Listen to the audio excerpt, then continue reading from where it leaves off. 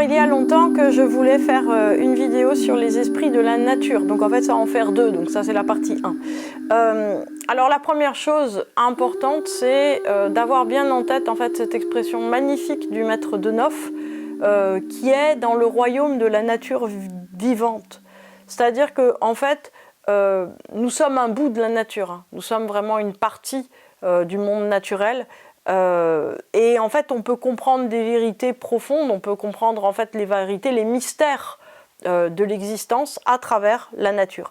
Alors déjà, une chose importante, c'est l'interconnexion, hein. L'interconnexion de toutes les plantes, de tous les arbres d'un jardin, nous parle en fait du fait que rien ne peut s'apparenter au fait de s'occuper de soi et de soi seul. En fait, on sait, les gens qui connaissent un petit peu les arbres et les plantes savent très bien que, aussi bien que par les racines, que par les feuillages, que par le vent qui emmène, on va dire, toutes les mini-graines invisibles, tous les pollens invisibles et toute l'aura, hein, aussi des plantes. Mais en fait, il y a une espèce d'interconnexion constante, c'est-à-dire que la nature, en fait, c'est une espèce de, de code génétique commun, voyez, qui passe son temps, si vous voulez, à circuler d'un pôle à l'autre. Alors ça, c'est une chose qui est très importante à comprendre pour nous, en tant qu'être humain, c'est que nous sommes en permanence faits de liens.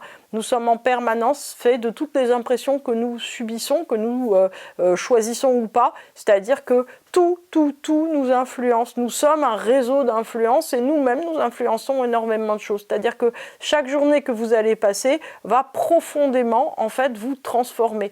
À partir de là, effectivement, nous avons, un stock de samskara ou de mémoire très très importante qui vont s'activer à notre demande pour essayer, on va dire, de nous donner des critères de sélection sur la réalité qui nous entoure. Alors ça, évidemment, l'arbre, il n'a pas des critères de sélection choisis par son intelligence, il ne fait que reproduire, on va dire, ce code interactif, ce code d'interconnexion profond entre tous les éléments de l'existence. Donc en fait, nous recevons toutes les influences et nous ne pouvons trier les influences. C'est-à-dire que un arbre, il ne va pas pouvoir trier les pesticides et au contraire les bons engrais. Il va tout recevoir et il va en faire, si vous voulez, une nouvelle nature de lui-même. En fait, c'est de même pour nous. C'est-à-dire qu'à partir du moment, si vous voulez, on ne met pas d'intelligence de tri, c'est-à-dire de krinein, comme on dit en grec, de principe de discernement sur les choses, à partir du moment où nous ne décidons pas de trier, consciemment, nous recevons tout. C'est-à-dire qu'il ne faut pas penser que, d'une certaine façon, nous pouvons nous rendre étanches. Nous ne pouvons jamais nous rendre étanches. Donc, que nous soyons confrontés aux choses ou qu'au contraire, nous n'y soyons pas directement confrontés, mais que nous y pensions, est absolument équivalent. Alors, qu'est-ce que nous pouvons faire? Accepter, en fait, d'être bombardés d'informations, de connexions, de liens. En fait, il y a... si vous voulez, cette nécessité d'arriver à comprendre que nous faisons partie d'eux, nous sommes nous-mêmes une part de la nature, très très profondément. Donc pour arriver, si vous voulez, à se régénérer, pour arriver à trouver un équilibre personnel, par exemple dans l'alimentation, dans les liens humains, un équilibre dans notre sommeil, un équilibre dans notre énergie, nous devons en fait nous relier à notre nature environnante, à la nature dont nous faisons partie. C'est-à-dire que aussi bien vous vous reliez à des groupes d'amis, vous vous reliez à des groupes WhatsApp, vous vous reliez, à des passions pour des séries télévisées ou autres, vous vous reliez à tout un tas de choses et en même temps vous vous reliez aussi en fait à votre pays, à la nature, au climat. C'est-à-dire qu'il peut y avoir des événements climatiques ponctuels qui vont prendre le dessus. Vous voyez, si tout à coup vous vous retrouvez avec une inondation dans votre rue, ça va prendre le pas sur la totalité des autres événements de votre vie. En fait, la nature, c'est pas quelque chose qui nous arrive de l'extérieur, c'est la part intégrante de ce dont nous sommes nous-mêmes porteurs. Donc ça, c'est le premier point. Deuxième point, si vous voulez, c'est qu'il y a une différence cruciale entre productivité et accroissement infini et ouverture, partage et découverte.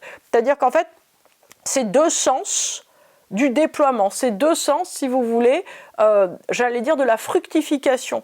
La fructification, si vous voulez, qui n'est que l'accroissement infini des choses, d'une certaine façon, ne peut que à un certain moment tomber d'elle-même. Imaginez, par exemple, moi j'ai un pêcher dans mon jardin qui vient de me donner quelque chose comme 60 kilos de fruits. Au début j'étais très contente, j'ai fait 30 pots de confiture et puis après mes 30 pots de confiture, je me suis demandé, grand Dieu, à qui je pouvais de mes amis ou de mon entourage donner des pêches. Et puis finalement, j'ai fini par essayer d'aller voir des gens rien que pour leur donner des pêches, tellement je ne savais plus quoi en faire. Et finalement, j'ai refait aussi 30 pots de confiture. et j'ai toujours pas fini mes pêches. Mais ce que je veux dire, c'est que ça dure 10 jours dans l'année. Imaginez un pêcher qui donnerait 365 jours de l'année, 45 kilos de fruits. C'est ingérable. Et en fait, nous nous retrouvons dans une société où nous ne voulons plus en fait que la productivité s'arrête. Nous ne voulons plus qu'il y ait de temps de maturation, ni de temps de déploiement, ni de temps de productivité, ni de temps de repos. Nous voulons une productivité constante. Et en fait, nous nous demandons ensuite pourquoi nous sommes fatigués. C'est pas possible. C'est-à-dire qu'en fait, les 4 temps sont nécessaires, comme il y a les 4 temps des saisons. Nous sommes obligés, d'une certaine façon, qu'il n'y ait qu'un temps de productivité. Et nous ne voulons pas ça. Nous voulons cet accroissement infini qui est évidemment impossible.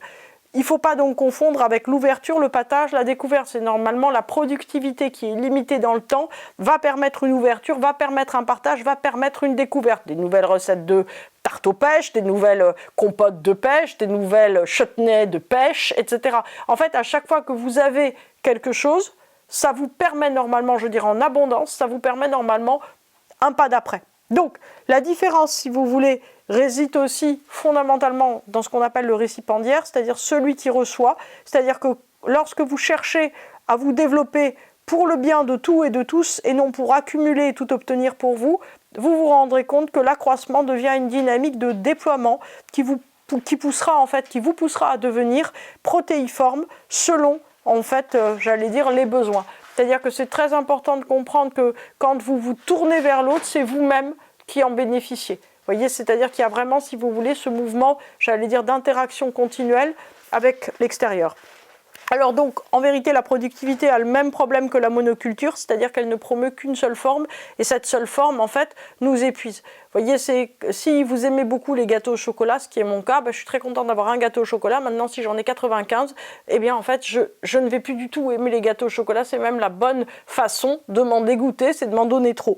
Donc, on est tous pareils, on n'est pas content en fait d'avoir 1000 fois la même chose, et en vérité la consommation, si vous voulez, même si elle varie un petit peu les formes et les couleurs, ne fait que nous donner 1000 fois la même chose, et c'est pour ça qu'en fait notre Vénus dans notre thème se déséquilibre, c'est-à-dire qu'on a la sensation, si vous voulez, qu'on cherche toujours du nouveau, mais en fait ce nouveau ne pouvant être que le même, à un certain moment, si vous voulez, ça tue quoi en nous ? La créativité et le désir, c'est-à-dire le désir d'avoir, ne peut venir que de quelque chose de différent. Donc si on a toujours la même chose, à un moment il va mourir notre désir. Donc la vie nous donne en fait, nous redonne à travers le processus de vie et à travers les choses, en fait, cette espèce de process de passage, de partage, de découverte, d'accomplissement de soi, etc., etc. Voilà. Donc aujourd'hui, nous allons parler non pas de tout ça, mais c'est juste pour vous faire comprendre en fait ces lois naturelles qui sont derrière nous. C'est comment les esprits de la nature peuvent jouer leur rôle. C'est-à-dire que alors, les esprits de la nature, on a l'impression que c'est des contes ou des mangas, vous voyez, des choses qui n'ont rien à voir en fait avec la réalité vraie. De tout temps, dans toutes les cultures, on a parlé de ces esprits de la nature qui sont dominants, si vous voulez, puisque ça permet en fait de se relier, d'incarner réellement, si vous voulez, notre lien à un type d'élément faisant partie du monde. La salamandre, c'est quoi ? C'est l'esprit du feu. Ça symbolise un rêve de l'humanité, l'esprit même du feu. Alors qu'est-ce que c'est que l'esprit du feu ? Quand on se demande, c'est Calcifère dans le château ambulant. Si vous n'avez pas vu le château ambulant de Hayao Miyazaki, il faut absolument, effectivement, que vous le regardiez. Alors je vous explique ce que c'est que Calcifère si vous ne savez pas. En fait, le château ambulant, c'est une espèce de structure entre les mondes, entre les temps, si vous voulez. C'est un château qui signifie la marche du temps. Sauf que la marche du temps, elle va en avant et en arrière. Elle est porteuse, si vous voulez, d'une espèce de mémoire qui est à la fois éternelle et à la fois symboliste, puisque si vous voulez, on est en face de l'esprit même du monde qui surplombe par un des personnages qui s'appelle Aoru. On est dans cet esprit de l'univers, de l'éternité, aussi le symbole du bien qui combat les forces du mal. Et alors ça fait très Dragon Ball, mais en vérité, si vous voulez, on est dans quelque chose de profondément poétique. Donc cet esprit de l'univers, si vous voulez, il est là, il traverse le temps, et il est incarné dans un château. Il vit dans un château dans lequel il y a un petit garçon, le début en fait de l'humanité, et une très vieille dame. La très vieille dame, en fait, c'est une méchante sorcière, et le petit garçon, en fait, c'est un petit magicien. Et tout ce petit monde, en fait, à un moment, il y a une petite fille qui s'appelle Sophie qui rentre à l'intérieur de ça, une petite jeune fille qui rentre là-dedans, et en fait qui est comme l'irruption du temps dans le symbole même en fait de l'éternité ou dans le symbole du monde parallèle. Ce qui est très intéressant là-dedans, revenons à notre feu, c'est qu'au cœur de ce château qui est fait invraisemblablement de briques et de broc qui se transforme sans cesse, il y a un feu qui parle, et un feu en fait, si vous voulez, qui tient la cohésion de la totalité du temps, de la mémoire, des symboles, de l'éternité, de l'irruption de l'éternité dans le présent, aussi qui tient le principe, on va dire, de localisation. On s'endort dans un endroit, on se réveille dans un autre, on ouvre une porte, on est dans un endroit, on ouvre une porte vers un autre côté, on est dans un autre. Toutes les localisations, j'allais dire, s'interpénètrent, vous voyez, un petit peu comme dans un monde qui n'a, j'allais dire, qui serait présent dans notre réalité, mais qui n'en serait pas totalement. C'est-à-dire qu'en fait, si vous voulez, on voit vraiment le lien entre le monde réel et le monde, j'allais dire, parallèle, qui s'invite constamment dans le monde réel. Et Calcifer est là, au cœur du château, et si on ne lui donne plus de bois, eh bien, le château s'arrête d'avancer et il tombe en miettes. Donc, Calcifer, le feu, la salamandre, doit être entretenu parce qu'il est l'âme même du mouvement et de la vie. En fait, c'est grâce à lui que le château tient en un seul morceau, malgré le fait qu'il est vraiment fait de tous les morceaux possibles, de briques et de broc, de mémoire, de futur, de temps, de désir, de peur, comme nos vies. Est-ce que ce château ambulant, ça ne serait pas tout simplement un symbole de la vie humaine ? Parce que si vous le regardez, vous vous dites, mais c'est quoi ce fatras immonde et comment ça se fait que ça tient debout en fait et que ça a une cohésion ? Comme nos vies, comment ça se fait qu'à chaque fois qu'on ouvre une porte, effectivement, tout s'effondre et puis ça se reforme autrement ? Ce sont nos vies. Deuxièmement, le château passe de l'éternité au temps, c'est-à-dire qu'il est dans un monde parallèle et en même temps, celui qui est à l'intérieur devient très vieux ou devient très jeune selon qu'il a de l'espoir ou selon qu'il renonce complètement à lui-même. Donc il avance du futur au passé, du passé au futur, de l'éternité au temps, sans trop d'une certaine manière s'arrêter. Alors que Ahuru peut se régénérer, c'est-à-dire que l'esprit du temps, l'esprit, on va dire véritablement de vérité, peut changer de forme. Mais en tout cas, l'esprit du feu est extrêmement puissant, puisque l'esprit du feu tient toute la connexion à ça. Donc vous, moi, régénérons-nous au feu. C'est-à-dire que, à quoi ça sert en fait d'allumer une bougie si vous êtes dans un appartement, si vous avez de la chance d'allumer un feu de bois? C'est vous remettre en fait en face du principe de cohésion profonde de votre existence. C'est ça qui permet, si vous voulez, cette cohésion, cette tenue de tous les éléments ensemble, pour comprendre en fait quoi, comment une vie avance en fonction de votre détermination personnelle, c'est-à-dire que l'esprit du feu, c'est l'esprit qui va aller de l'avant, et que le temps vous appartient. D'où le fait que les plannings sont très difficiles à tenir, parce que le temps en fait n'a rien d'objectif. Le temps passe son temps à se dilater, à grandir et à rétrécir au fur et à mesure du temps, parce que tout dépend de votre énergie. Si vous avez énormément d'énergie, en fait, le temps va devenir quelque chose dans lequel vous allez pouvoir faire énormément de choses. Alors que si vous n'avez pas beaucoup d'énergie, le temps va se répéter, devenir très plat et en fait à la fois très lent et très vide. Alors, vous pouvez reconnaître et renaître à tout moment si vous trouvez en fait ce qui vous meut. C'est une chose très importante, je crois que c'est la leçon en fait d'Ahuru dans le château ambulant, c'est-à-dire que à chaque fois qu'on renaît, c'est qu'on comprend quel est notre ADN, ce qu'on veut véritablement. C'est l'esprit de la salamandre. La salamandre, c'est l'esprit du feu qui ne peut être consumé. Ce qui signifie que rien ne peut vous prendre votre force d'être. En vrai, nous sommes invulnérables. Donc en fait, si on comprend qu'on est invulnérable à partir du moment où on a, si vous voulez, une volonté, j'allais dire, d'avoir, comme on dit, une légende personnelle, une détermination personnelle, et que on comprend que c'est notre énergie qui tient le temps, et non pas le temps qui nous tue notre énergie, en fait, on a compris la leçon du feu.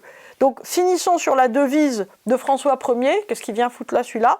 Il disait « Nutrisco et extinguo ». Mon latin s'arrête là, ce qui veut dire « je nourris le bon feu et j'éteins le mauvais ». Alors, c'est intéressant parce que François Ier, c'est la Renaissance, c'est le moment où les alchimistes étaient très actifs, donc on peut soupçonner que François Ier avait autour de lui des astrologues, des alchimistes, tout un tas de gens en fait qui étaient nourris en fait à l'ésotérisme et au secret profond. Donc on alimente quoi? Le feu sacré qui nous relie à l'esprit, et on éteint quoi? Les passions destructrices. Bien.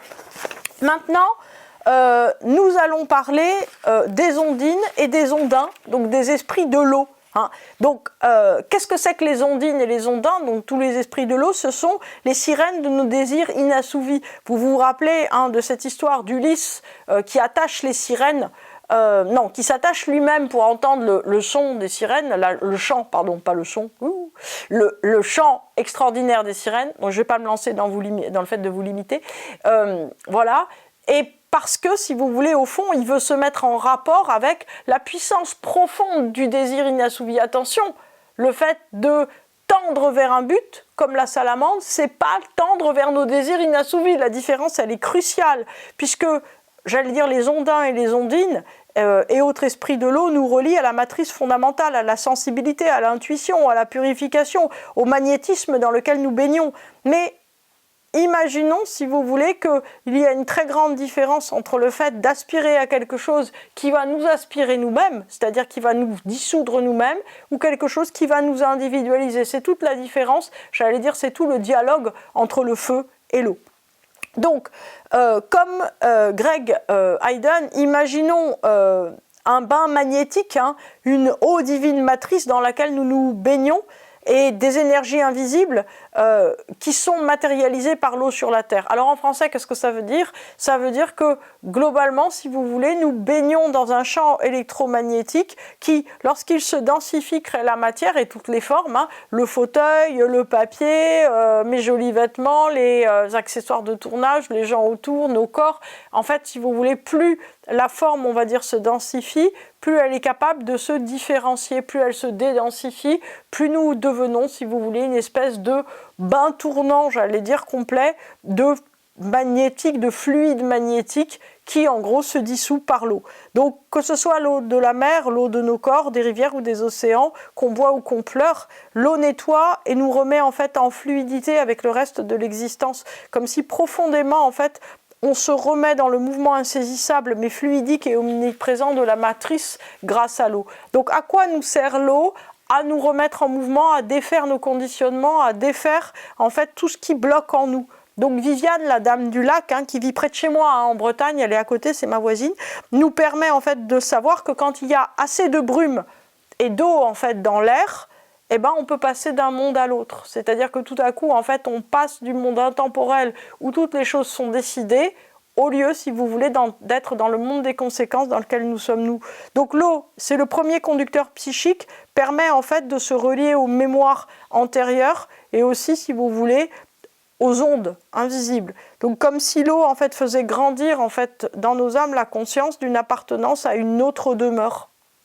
Donc, quand on entend autre demeure, on entend tout de suite nos solars dont parle Chico Xavier, le grand médium brésilien qui est mort il y a quelques années.